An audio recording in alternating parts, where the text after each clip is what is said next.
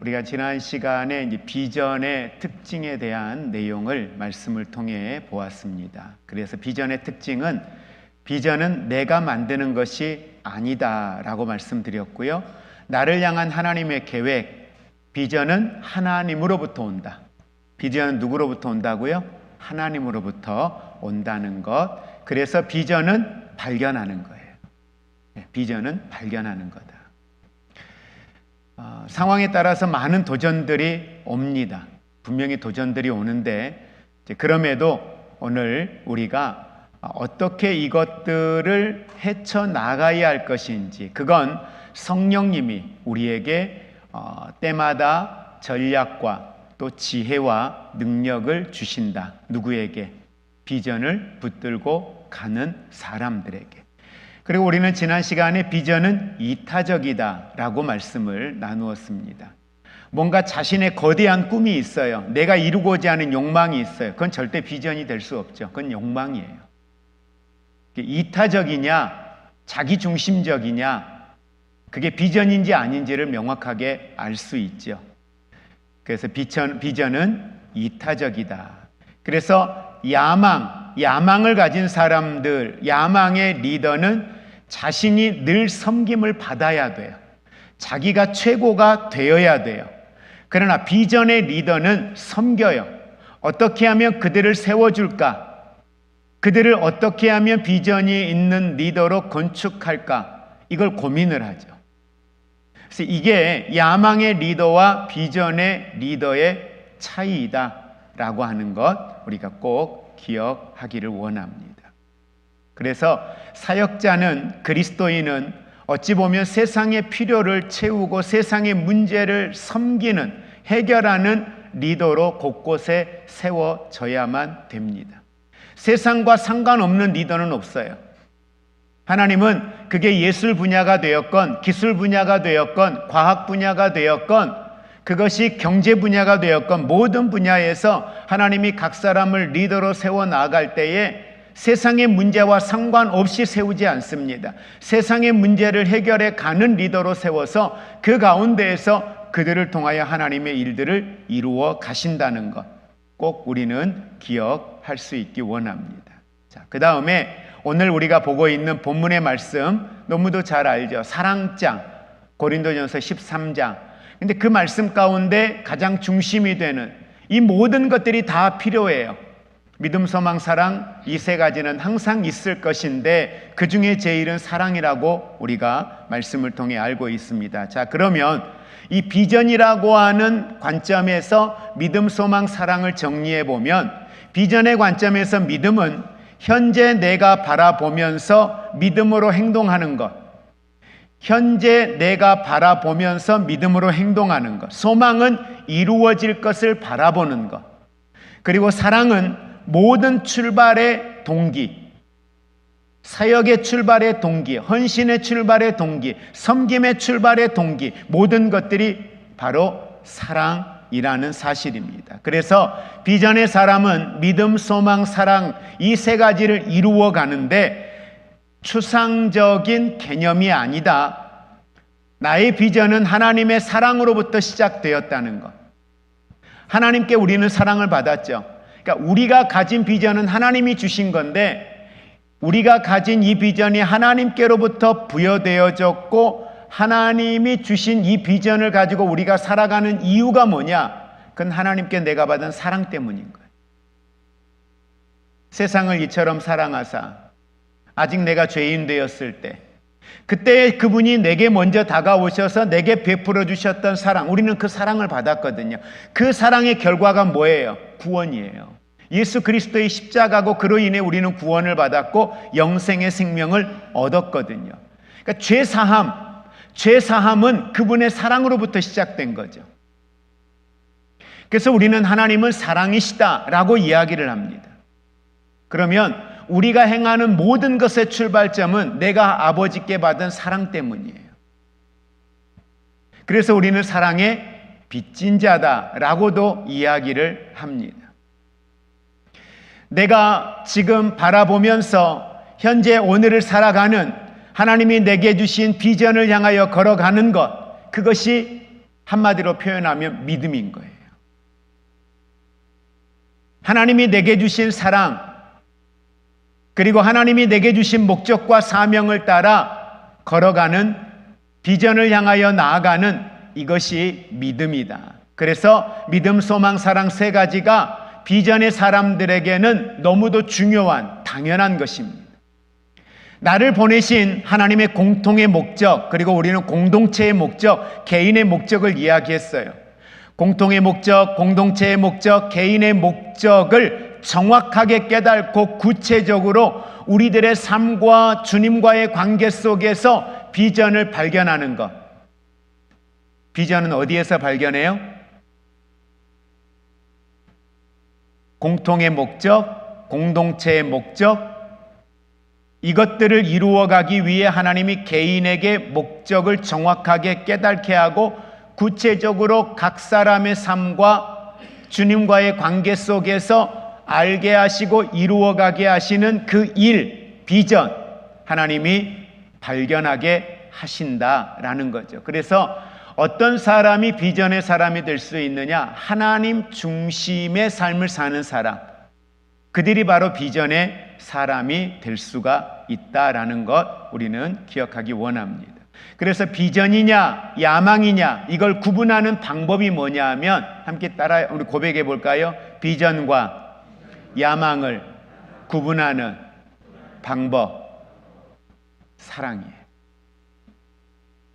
이게 사랑으로부터 시작된 거냐 아니냐, 무슨 말이냐면 많은 분들이 비전을 가지고 있습니까? 라고 이야기하면, 비전을 발견해야 된다고 이야기하면 비전을 어떻게 발견하느냐라고 이야기를 해요. 그럴 때 우리가 통상적으로 이야기할 수 있는 건 비전을 발견하는 것 중에 어떤 것에 대하여, 어떤 일에 대하여 애통함이 있어요. 열망이 있어요. 주님의 시선으로 그것을 바라볼 수 있어요. 긍휼이 있어요. 그것을 생각할 때마다 내 안에 조금 세상적인 표현으로 말하면 의로운 분노가 있어요. 스스로를 돌이키고 때로는 그것 때문에 밤잠을 설치게 되고 계속적으로 그 상황이 연상되고 생각이 나요. 보통 우리는 그걸 그 사람에게 하나님이 주신 비전이다 라고 이야기를 합니다. 근데 그것의 출발은 뭐예요? 사랑이라는 거예요. 어떤 사람이, 어떤 특정한 계층이 계속 내 마음속에서 지워지지 않는 거예요. 여러분들에게 말씀 가끔 드렸지만 이제 장애인의 유형은, 우리나라는 장애인의 유형을 15가지 유형으로 보통 나누어요. 뭐 지체장애부터 해서 시각장애, 청각장애, 그 다음에 뭐 신장장애 이야기하고 장애 종류가 많죠. 근데 그 장애 많은 종류들 가운데 보통 장애인 사역을 한다 그러면은 이 15가지의 영역의 모든 장애인들에게 같은 마음을 가지고 있냐? 그러지는 않아요. 저에게는 여러 장애의 유형들 가운데 특별히 발달 장애에 대하여 관심이 많이 있죠. 다른 지체장애나 시각이나 청각이나 이쪽 장애에 대하여 생각할 때에 가질 수 없는 그 가슴 뛰는 열정들, 하고 싶은 무언가를 하고자 하는, 함께 하고자 하는, 만들어가고자 하는 열정들이 이 안에 있죠. 그래서 해외를 나가거나 그럴 때에도 발달 장애인분들을 보면 관심이 더 가요. 한 번 더 보게 되고, 그리고 그 지역은, 그 나라는 발달 장애인의 인구가 어떻고 그곳에는 발달 장애인에 대한 복지 정책이 어떤가, 이런 것들을 찾아보게 되죠. 그렇다고 모든 영역을 다 찾아보지는 않아요. 그러니까 저에게 관심이 있는, 가슴 뛰게 하는, 열정을 갖게 하는 분야들이 있다라는 거죠. 저는 여러분에게도 분명히 그와 같은 일들이 있을 거라고 믿습니다. 왜냐하면 하나님이 그걸 주시거든요. 그 마음을 주셔요.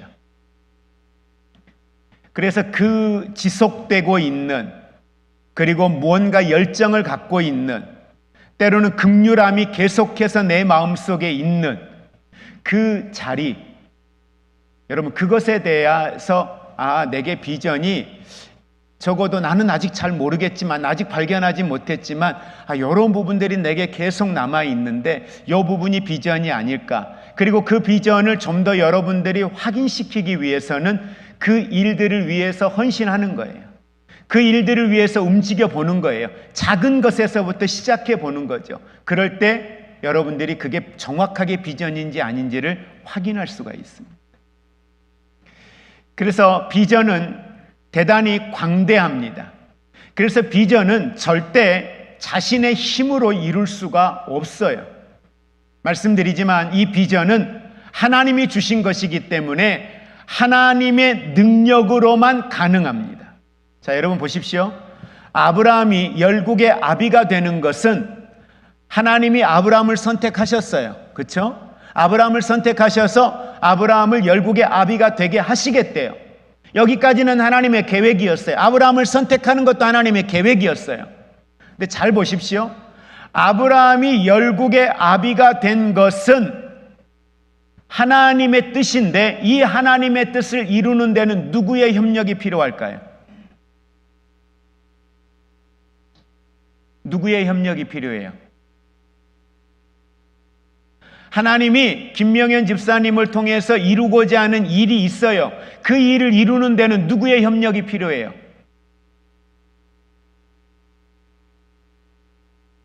제가 앞에서 이야기할 때 하나님의 도우심이 없이는 안 된다고 하니까 하나님을 얘기하시는 거구나. 근데 아브라함을 열국의 아비가 되게 하는 데 있어서 하나님의 계획이 있었는데 이 일을 이루는 데는 누구의 협력이 필요해요? 아브라함의 협력이 필요해요. 아브라함의 순종이 필요하다는 거예요. 이스마엘을 내려놓고 이삭을 붙드는 건 아브라함의 선택이에요. 아브라함이 해야 할 일이었어요. 모리아산에 가서 아브라함에게 이삭을 바치라고 했을 때에 아브라함이 철저하게 순종하는 건 누구의 몫이에요? 아브라함의 몫이에요. 아브라함의 협력이 필요해요. 사라에게 하나님이 자녀를 주겠다, 아브라함에게 주겠다라고 했을 때 그걸 붙든 건 누구예요? 아브라함이 붙들었단 말이에요. 누구의 협력이 필요해요? 아브라함의 협력이 필요해요. 근데 잘 보셔야 될 건 하나님의 말씀을 믿음으로 반응한 아브라함은 한 명의 이삭을 낳았어요. 몇 명을 낳았어요? 열국의 아비가 되게 하겠다고 했는데 아브라함이 낳은 자녀는 몇 명이에요? 한 명이에요. 이삭 하나예요. 그러면 아브라함이 열국의 아비가 됐나요? 적어도 아브라함이 사는 그 당대에는 열국의 아비라고 말하기에는 너무 부끄럽죠. 말도 안 되는 거죠. 여러분, 이게 비전이에요. 이게 하나님의 일이에요. 내 당대에 이루어지면 좋겠는데 아니에요. 내가 살아있는 동안 이루어지면 좋겠는데 아니라는 거예요. 아브라함의 순종으로 얻을 수 있는 이삭, 한 사람으로 시작되어진 그 열국의 아비의 길은 그 다음 후손대로부터 이어지면서 열국의 아비로, 결과적으로는 아브라함의 후손을 하나님이 통해서 이스라엘의 역사를 이루고 이스라엘의 역사가 이루어지면서 모든 세대들이 아브라함이 믿음의 조상으로서 열국의 아비로서 아브라함은 세워지는 모습을 보게 됩니다. 궁극적으로 하나님의 뜻이 이루어져요, 안 이루어져요? 이루어진다는 거예요. 비전은 우리가 다 보지 못해요. 내 대에 이루어지면 좋겠는데 그러지 않을 수도 있어요. 우리는 급해요. 지금 눈에 보여져야 돼. 지금 그 결과가 만들어져야 돼. 왜? 주님이 당장 내가 살아있는 동안 오실 것 같은 거거든요. 아니요, 몰라요. 예수님 당대의 마지막 때라고 했을 때 그 마지막 때가 그 당시일 거라고 생각했는데 2000년이 지나왔어요.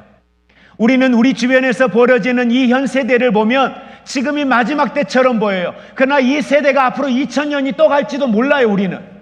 아니, 앞으로 10년 후에, 아니 1년 후에 그 마지막 때가 올지 몰라요. 그걸 우리가 계산할 수 없어요. 다만 지금 내게 주신 걸 붙들고 우리는 믿음으로 순종하며 나아가는 게 필요하다라는 거예요.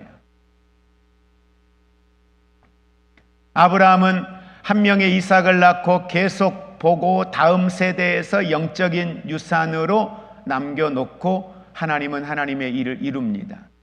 그리고 비전이 가지고 있는 비전의 사람의 마지막의 고백을 우리는 디모데후서 4장 6절 8절에서 마지막 비전의 사람의 고백이 나오는데, 저는 저와 여러분이 이런 비전의 인생을 살다가, 목적 있는 삶을 살다가 마지막 때가 되었을 때 우리도 이 고백을 할 수 있었으면 좋겠어요. 같이 함께 우리 천천히 합독합니다.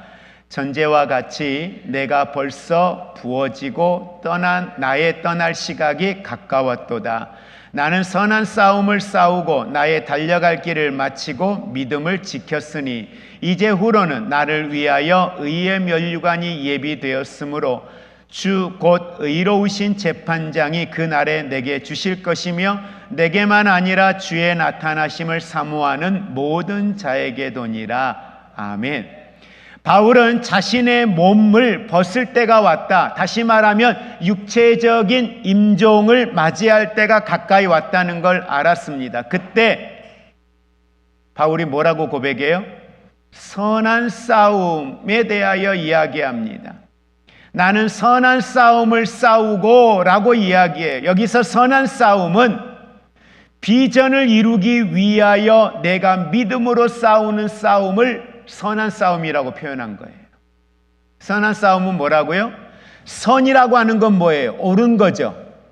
옳은 건 뭐예요? 하나님이 내 인생을 통하여 이루고자 하시는 하나님이 내게 주신 비전을 우리는 선한 일이에요. 저와 여러분에게도 하나님의 선한 일, 다른 말로 하면 비전, 목적과 사명, 그게 선한 일이에요. 선한 일을, 선한 싸움을, 선한 일을 이루기 위하여, 목적과 사명을 이루기 위하여 나는 끊임없이 싸워왔다라고, 달려왔다라고 오늘 바울은 이야기합니다. 다시 정리하면 그리스도 안에서 나를 창조하신 목적, 그건 선한 일을 위함입니다. 이게 선한 일이에요. 선한 일이라는 건 하나님께서 나에게 주신 비전, 여러분 그 비전을 이루는 일, 그게 바로 선한 일입니다.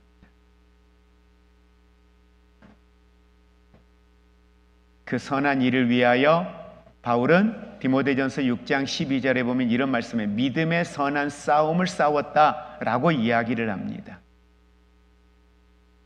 하나님이 허락하신 마지막 종착역, 마지막 그 지점, 그곳을 향하여 선한 싸움을 하고 자신의 달려야 할 그 트랙, 자신이 이루어야 할 그 일, 그 사명, 여러분 그곳을 달리는 것, 때로는 누구와 함께 동반하며 달릴 수 있고요, 홀로 달려야 할 수도 있고요.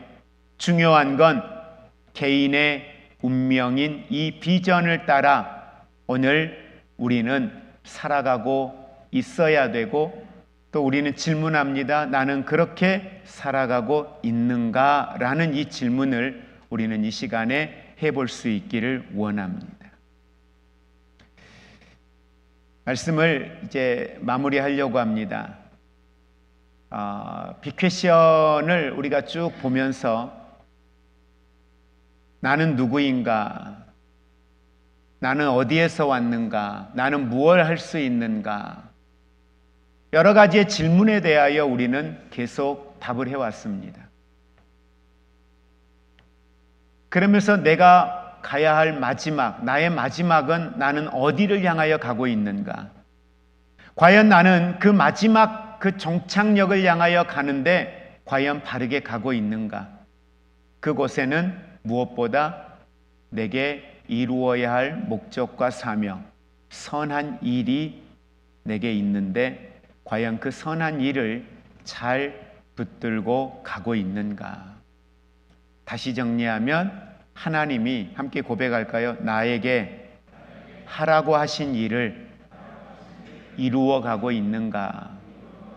네. 나에게 하라고 한 것, 여러분 옆 사람이 해야 할 일이 아니라 나에게 주어진 일, 과연 그 일을 나는 하고 있는가? 내게 주신 달란트, 옆 사람의 달란트 중요하지 않습니다. 내 달란트, 그것 붙들고 열심히 그 달란트를 가지고 일하고 있는가? 주어진 분량과 여러분 관계없이 내게 할당된 분량 감당하고 있는가? 그것 가지고 주인은 평가할 겁니다. 중간 점검 해볼까요? 여러분에게 할당한, 여러분에게 주신 재능과 은사 가지고 여러분에게 주신 선한 일, 여러분은 지금 잘 달려가고 계십니까? 어떠세요? 중간 점검 한번 우리 스스로 해보았으면 좋겠어요. 잘 달려가고 있는가? 여러분은 나이가 80이 되셨어도 90이 되셨어도 지금 그 길을 달려가고 계시는 겁니다. 마지막까지 우리는 그 선한 싸움을 싸우며 의의 면류관을 바라볼 수 있는 우리 모두가 되기를 주의 이름으로 축복을 드립니다. 마지막 심판석에서 재판장이신 하나님께서 우리를 평가하시고 우리에게 의의 면류관을 주실 터인데 바울에게 뿐만 아니라 성경은 사모하는 우리에게도 주신다고 분명히 말씀합니다. 의의 면류관은 내게 주어진 트랙을 성실하게 마쳤을 때, 그 길을 잘 달려왔을 때 이 의의 면류관이 모두에게 주어진 하나님의 축복이라는 걸 기억하면서 우리 요한계시록 1장 17절 같이 한 목소리로 합독하고 마칩니다. 내가 볼 때에 그의 발 앞에 엎드려져 죽은 자 같이 되매 그가 오른손을 내게 얹고 이르시되 두려워하지 말라 나는 처음이요 마지막이니. 아멘. 그렇습니다. 요한계시록에서도 우리의 존재 이후의 시초도 주님 안에 있고 끝도 비전도 주님 안에 있음을 분명히 이야기합니다. 여러분, 어떤 상황에도 우리가 두려워하지 않고 우리에게 주신 비전을 향하여 두려움 없이 각자에게 주어진 그 트랙 믿음으로 오늘도 달려가는 우리 모두가 될 수 있었으면 좋겠습니다. 특별히 이 추석 연휴 기간에 그 트랙을 벗어나지 않으셨으면 좋겠어요. 믿음에는 휴가가 없습니다. 대통령이 어느 한 모임에서 강요들과 모여서 이런 이야기를 하더라고요. 공무원은 휴가가 없습니다. 그 이야기를 하더라고요.